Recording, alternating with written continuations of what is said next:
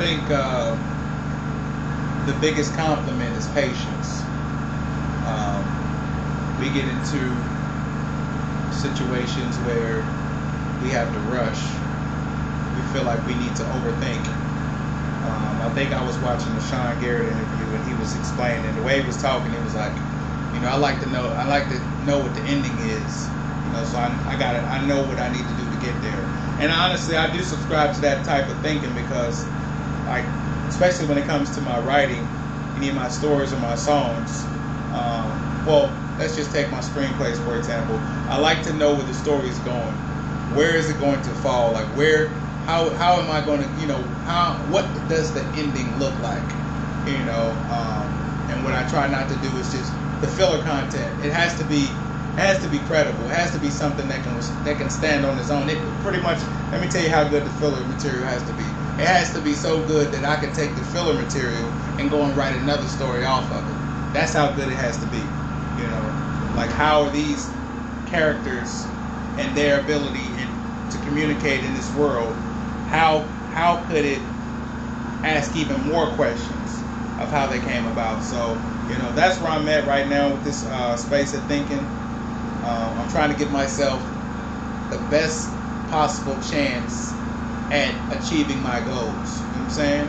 And again, it's all chance because there's no guarantee. There's no magic formula. No matter how many advertising dollars I put out there just to put my face and content in the presence of others, it doesn't necessarily guarantee that they'll say, oh yeah, this looks like someone I can trust.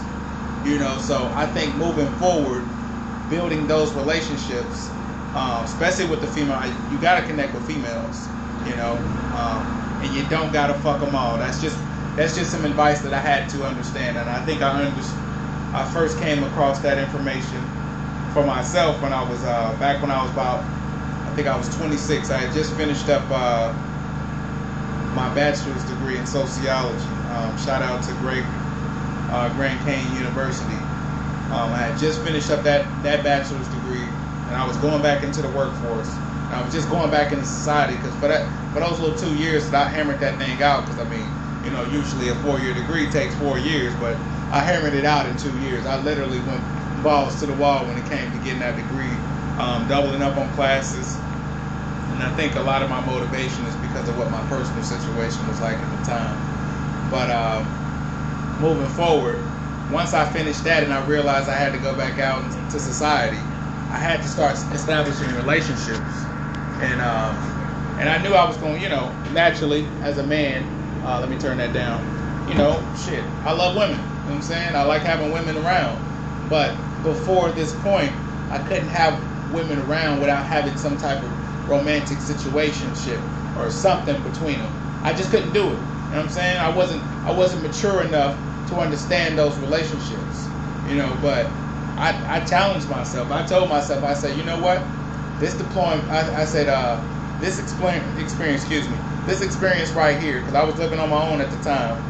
This experience right here is going to be much different than the ones I had past, because I had no distractions. I went to a place with no friends, so basically I had to get up and get it on my own. You know what I'm saying? That's if you really want to know what that get it out the mud type shit is, go get it on your own. You know what I'm saying?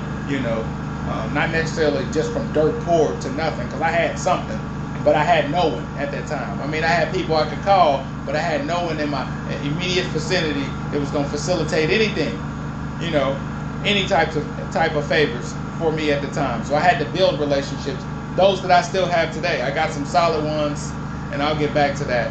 But anyways, so once I understood that I needed to have positive, healthy relationships with females, that's when I started moving like a man. So really, to be completely honest with you, when I actually felt like a man, even though at that time I had been married, I was going through a divorce, I had already had 3 kids, I didn't fully feel like I was a man in my head till I was 26. When I knew I was like, I got to respect women, I got to respect preachers, I got to, I'm not saying that I wasn't taught to respect people, you know what I'm saying? But my inner workings of who I was, the man that I thought I was trying to prove to be, it wouldn't allow me to think this way, you know what I'm saying? And having that time to reflect on self is what ultimately got me there. So, I just wanted to share that with you because, a lot of people may not understand it. They go through life not getting any. Basically, no one's telling them no. You know what I'm saying? No one's cutting off the well. They're just being allowed to run them up. You know what I'm saying? And just pretty much do whatever it is that they want to do until ultimately some may crash, you know, and some may burn. You know, ultimately that's what it'll come down to. You know, if you can't figure this thing out called life and in a reasonable amount of time, shit, you ain't gonna see the ending anyways. You know what I'm saying? You know, your ending may be in your 20s, 30s. Shit, you know what I'm saying? But it definitely won't be a fruitful experience if you can't learn how to build healthy relationships with both genders, all genders of people, you know, all races of people. And I think I just seen recently, I think it was Bob Marley's son, and I didn't get a chance to read the article, but after I do this quick rant, I'm going to check out his interview and I'll do another spiel. But he talked about not seeing color anymore. He's like, I don't see color anymore. And I'm overseas right now recording this, by the way. So I see so much black over here that I don't feel alone. I'm going to just be completely honest with you. When I go back to the States, the predominant area that I live in is predominantly white. You know what I'm saying? Do I feel threatened? No. Do I feel alone at times? Certainly. You know, for the most part, most black folks in that particular region, where are they? In the churches. You know, they most of them obviously in the military, and you know, some of them are, you know, just kind of like transplants to the city, you know, via relationships or whatnot. So, but natural born people, black folks ain't from this area. It's too cold, you know. I mean, we know that, as they say, black folks are tropical people, so you're not gonna just naturally find black folks in the mountains like that, you know.